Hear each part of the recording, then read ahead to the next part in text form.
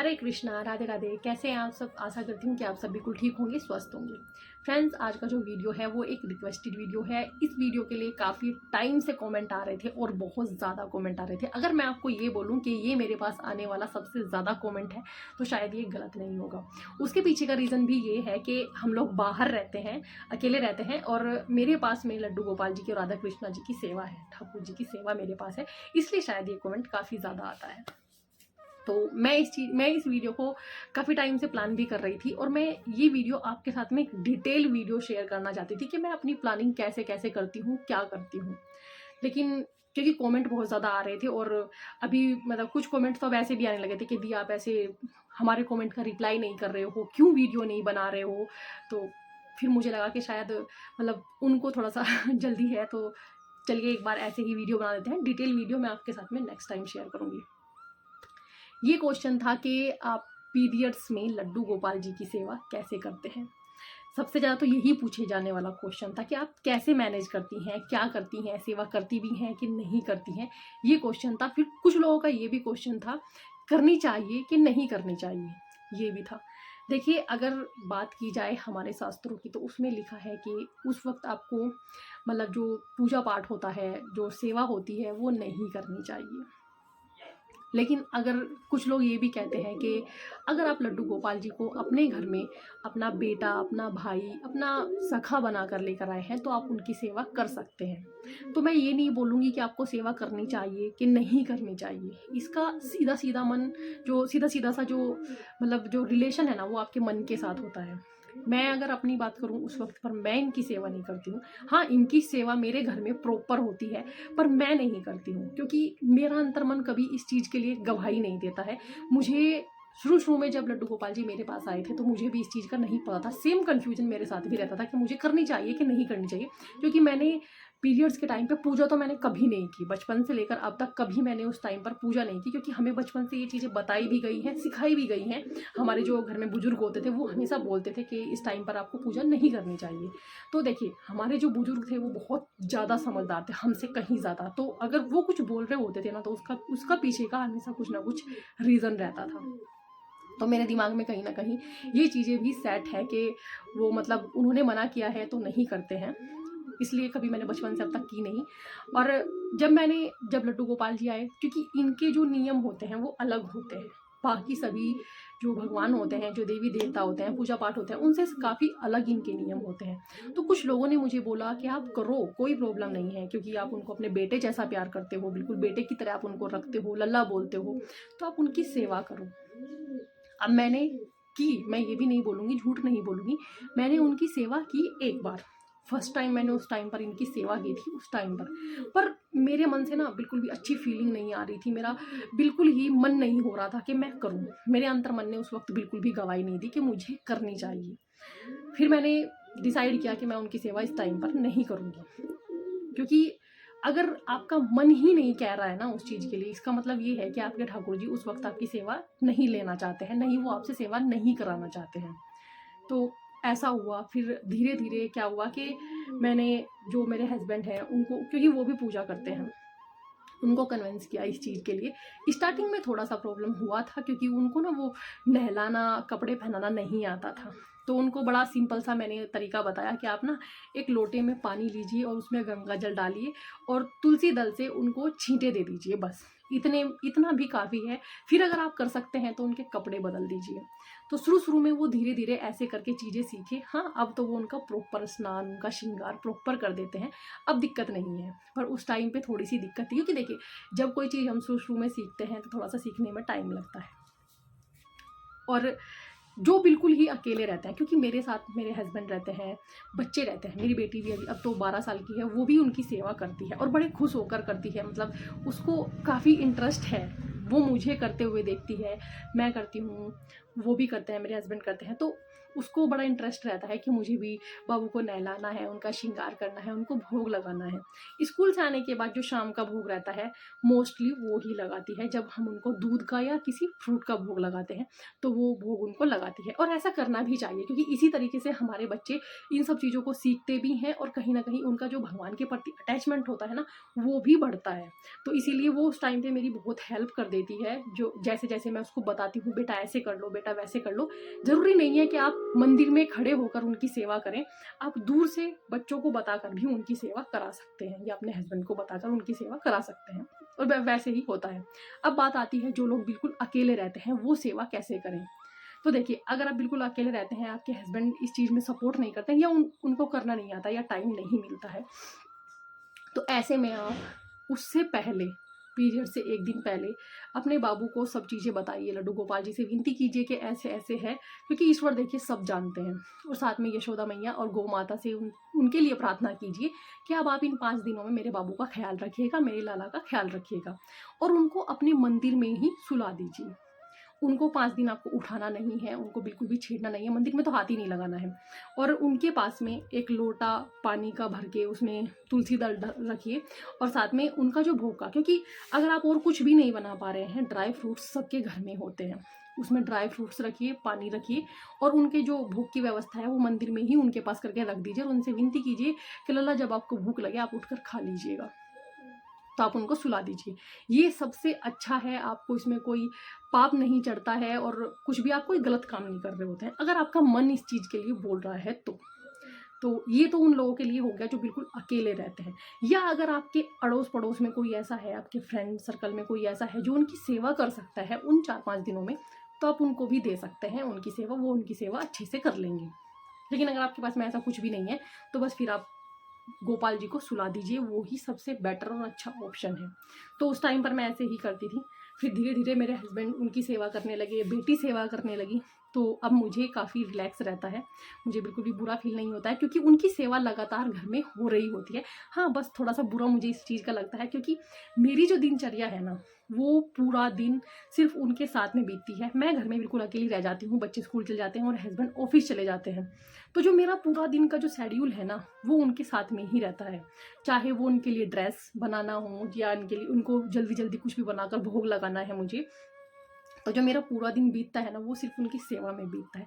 हाँ, उस चीज़ को मैं उस टाइम पे काफ़ी मिस करती हूँ, लेकिन मैं क्या करती हूँ कि मंदिर के पास तो उस वक्त जाना नहीं होता, मैं मंदिर से काफ़ी दूर बैठकर उनसे बातें भी करती हूँ मैं उस टाइम पर भी। जो एक कहते हैं ना कि आप मानसिक सेवा उस वक्त कर सकते हैं, प्रार्थना करके, हाथ जोड़कर, वो मैं करती हूँ, और उनसे रेगुलर मैं बातें करती हूँ, क्योंकि उनसे बात करना मुझे बहुत अच्छा लगता है। मेरे मन को इतना रिलैक्स फील होता है ना, बहुत ज़्यादा, तो वो तो मैं उस टाइम पर भी नहीं छोड़ती, दूर बैठकर उनको निहारती हूँ, उनसे बातें करती हूँ।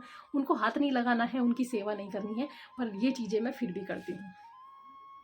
बस इस चीज़ में बस यही ध्यान रखना होता है कि आप काफ़ी दूर मंदिर से बैठकर बात करिए उनसे, और अपने बच्चों को और अपने हस्बैंड को बताइए कि उनकी सेवा कैसे करनी है, वो सब मैं करती हूँ। अब बात आती है कि मैं पीरियड से पहले क्या क्या उनके लिए तैयारी करती हूँ।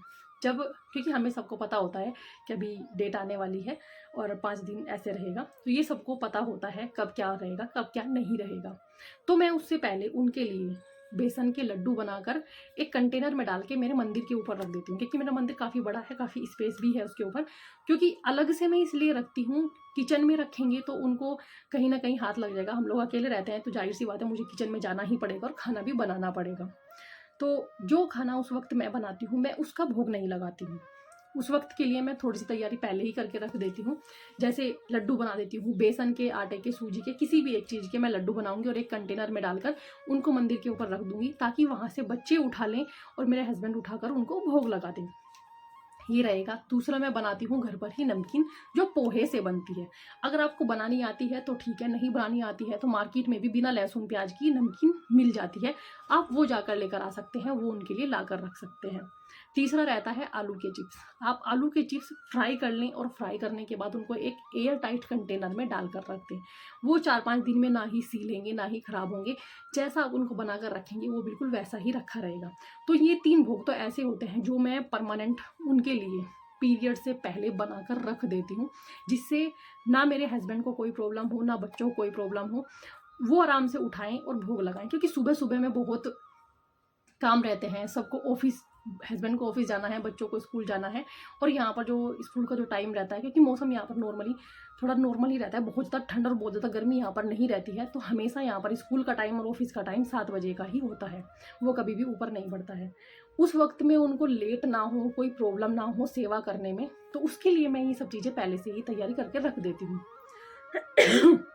अब बात आती है, ये तो उनके भोग की बात हो गई, अब बात आती है उनको ड्रेसेस और श्रृंगार का क्या करना है। क्योंकि देखिए हम लोग तो मैनेज करते हैं, मैं तो मैनेज कर लेती हूँ क्योंकि मैं रूटीन में ये काम करती हूँ, मुझे आदत है। लेकिन वो लोग रूटीन में ये काम नहीं करते हैं, उनको 1 महीने में 4 से 5 दिन एक बार करना होता है। उसके बाद रूटीन में फिर मैं ये जो उनका मॉर्निंग का जो श्रृंगार रहता है, उनको नहलाना, ये सब काम मेरा ही रहता है, मैं ही संभालती हूँ, ताकि उस वक्त में बिल्कुल भी कंफ्यूज ना हो। मैं उसके लिए हर दिन की जो उनकी ड्रेस होता है ना, उनकी ड्रेस, उनकी नैपी, उनका श्रृंगार का सामान, मैं उन सबको एक एक पैकेट में बनाकर पैक कर देती हूँ। और ये मैं 5 पैकेट तैयार करती हूँ 5 दिन के लिए, ताकि वो एक पैकेट उठाएं और पूरा उनका श्रृंगार कर दें। उनको कुछ भी चीज़ें ढूंढनी ना पड़े, उनको पूछना ना पड़े ये सामान कहाँ पर रखा है, मैं उनके लिए ये तैयारी कर देती हूँ। और फ्रूट्स हमेशा उस टाइम पर ज़्यादा मंगा कर रखते हैं। फ्रूट्स तो घर में रहते ही हैं, क्योंकि लड्डू बाबू को दिन में 1 से 2 बार फ्रूट्स का भोग भी लगता है। फ्रूट्स का इसलिए भोग ज़्यादा लगता है उस टाइम पर, क्योंकि जो मैं खाना बनाती हूँ मैं उनको उस चीज़ का भोग नहीं लगाती हूँ। तो ऐसे में जो मैंने भोग तैयार किए हैं, पहले ही बना के रख दिए हैं 3 भोग, उनका भोग लगेगा। फलों का भोग और दूध का भोग बहुत ज़्यादा लगता है। तो ये एक ऐसी चीज़ है कि जिसके आपके बच्चे भी उनको भोग लगा सकते हैं, आपके हस्बैंड भी भोग लगा सकते हैं।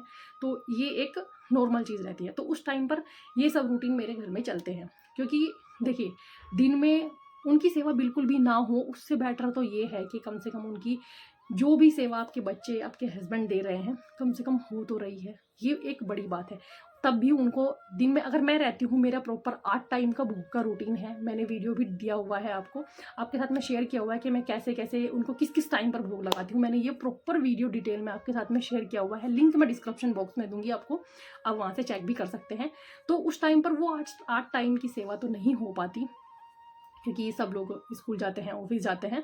पर हाँ, जितना हो पाता है उतना ये लोग करते हैं। तो दिन में आराम से 4 से 5 टाइम भोग लग जाता है। सुबह को उनको नहलाकर भोग लगाते हैं, उस भोग को हटाकर उनके लिए मंदिर में भोग रख कर जाते हैं, ड्राई फ्रूट्स और पानी।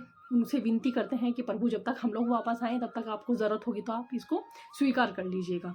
उसके बाद मेरी बेटी स्कूल से आ जाती है तो वो फलों का भोग उनको लगाती है। शाम को फिर दोबारा उनको दूध का और लड्डू, ये जो भी कुछ बनाया हुआ है उसका भोग लगता है। रात में अगर मेरे हस्बैंड जल्दी आ जाते हैं तो उनको कुकिंग आती है, वो थोड़ा खीर और हलवा बना लेते हैं, बहुत अच्छा बनाते हैं, बहुत टेस्टी बनाते हैं। और लड्डू गोपाल जी को तो उनके हाथ का हलवा और खीर मतलब बहुत पसंद भी आता है, बड़ा स्माइल करते हैं। मैं दिखाऊंगी आपके साथ में, शेयर भी करूंगी ये वीडियो कभी, उनसे ही बनवानी पड़ेगी क्योंकि उस टाइम पर मैं मंदिर में हाथ तो बिल्कुल नहीं लगाती हूँ। तो वो कभी मतलब जैसे एक दिन खीर बना दिया, एक दिन हलवा बना दिया, रात को वो इस तरह से भोग ज़रूर लगाते हैं। तो ये था जो मेरा जो रूटीन रहता है, वो ये मेरा रूटीन था कि उस टाइम पर क्या क्या चीज़ें मैनेज कैसे होती हैं। तो उस वक्त ऐसी चीज़ें मैनेज हो जाती हैं और मुझे अच्छा भी लगता है, क्योंकि मैं तो उनकी सेवा हमेशा करती हूँ। इन 5 दिनों में कम से कम मेरे बच्चे, मेरे हस्बैंड उनकी सेवा करते हैं, उनको भी मतलब अंदर से बड़ी अच्छी फीलिंग आती है। मतलब वो भी ये चीज़ें सीखते हैं, ये एक बहुत अच्छी चीज़ है। इस बहाने से ही सही उनका भी अटैचमेंट ईश्वर के प्रति बहुत ज़्यादा बढ़ जाता है। तो ये था मेरा उस टाइम का रूटीन। तो अगर इसमें मुझसे कोई गलती हो गई है या कुछ चेंज करना है तो आप मुझे कमेंट करके बता सकते हैं, क्योंकि मैं आपसे बहुत सारी चीज़ें सीखती हूँ। आप लोग मुझे कमेंट करके बहुत सारी चीज़ें बताते हो, गाइड करते हो। तो मैं यही कहूँगी कि आज भी मुझे बहुत ज़्यादा ज्ञान नहीं है, उनकी सेवा कैसे करते हैं, क्या करते हैं, क्या नहीं करते हैं, बहुत ज़्यादा ज्ञान मुझे नहीं है। पर हाँ, जो चीज़ें मेरे मन को अच्छी नहीं लगती है वो मैं नहीं करती हूँ बस। तो मुझे ये लगता है कि मेरे ठाकुर जिस वक्त मेरी जो सेवा रहती है वो स्वीकार नहीं करना चाहते, तो इसलिए मैं उनकी सेवा नहीं करती। बाकी आपका मन क्या कहता है ये आपके ऊपर डिपेंड करता है कि आप उस वक्त उनको सेवा करना चाहते हैं या नहीं करना चाहते हैं, ठाकुर जी कराना चाहते हैं या नहीं। अगर आप ठाकुर जी आपसे सेवा कराना चाहते हैं तो बेझिझक आप करिए। अगर आपको कोई ऐसी फीलिंग मन से नहीं आती है कि नहीं करनी चाहिए, क्योंकि अगर आपको ये लग रहा है ना कि हाँ भाई मुझे करनी चाहिए, मेरे लाला हैं, भूखे हैं, मुझे उनको भोग लगाना चाहिए, तो आप उनकी प्रॉपर सेवा कर सकते हैं, ऐसा कोई इशू नहीं है। क्योंकि देखिए इन सब चीज़ों से परे नियम अपनी जगह है और भाव अपनी जगह है। तो इन सब चीज़ों से परे होते हैं आपके भाव। अगर आपके भाव ये कहते हैं कि मुझे उनकी सेवा करनी है, उनको भोग लगाना है, मेरे लाला को नहलाना है, तो आप बेझिझक कर सकते हैं। क्योंकि ईश्वर को ना भाव, जो हमारा प्यार है ना, जो भाव है ना, उनसे हम उनको अपने प्रति आकर्षित कर सकते हैं, लेकिन नियमों से ईश्वर को हम नहीं बांध सकते। ये एक बहुत बड़ी बात है। तो आपके मन के भाव जो आपको कहते हैं ना, वो करिए बस। बाकी और कुछ ध्यान मत दीजिए, क्या है क्या नहीं है, क्या करना चाहिए क्या नहीं करना चाहिए, बाकी इन सब चीज़ों पे ध्यान मत दीजिए। बस अपने मन के भाव देखिए कि आपके मन के जो भाव है ना, वो लाला के प्रति कैसे हैं, क्या आपको उस वक्त करने के लिए आपके भाव कह रहे हैं, बस उस भाव में विभोर होकर करिए। ईश्वर आपकी सेवा भी स्वीकार करते हैं, आपकी पूजा भी स्वीकार करते हैं, क्योंकि वो तो भाव के भूखे हैं, नियमों के आडंबरों के वो भूखे नहीं हैं। तो अपने भाव समझिए और उनसे काम करिए। तो बस यही जो एक चीज़ थी जो मुझे आपके साथ में शेयर करना चाह रही थी। मुझे नहीं पता आपको पसंद आया है या नहीं आया है, जो मैं कर रही हूँ वो सही है या गलत है, मुझे भी नहीं पता, ठीक है। तो बस जो भी था ना, वो मैंने आपके साथ में शेयर किया। आप लोग पूछ रहे थे, आपको बताया। कोई त्रुटि इसमें रह गई है या कोई चूक रह गई है तो आप मुझे बता सकते हैं। छोटी बहन, बड़ी बहन, कुछ भी समझ कर आप मुझे बता सकते हैं। एक दोस्त के नाते, छोटी बहन या बड़ी बहन के नाते आप मुझे बता सकते हैं। अगर कोई त्रुटि इसमें रह गई है तो, या मुझे कुछ इसमें चेंज करना है तो भी आप मुझे सलाह दे सकते हैं, क्योंकि बहुत हेल्प होती है मेरी जब आप लोग मुझे कुछ बताते हैं। तो अगर आपको वीडियो पसंद आया है तो वीडियो को लाइक शेयर सब्सक्राइब करना मत भूलिएगा, साथ में बेल आइकन को जरूर दबाइएगा। And thank you for watching. Radhe Radhe.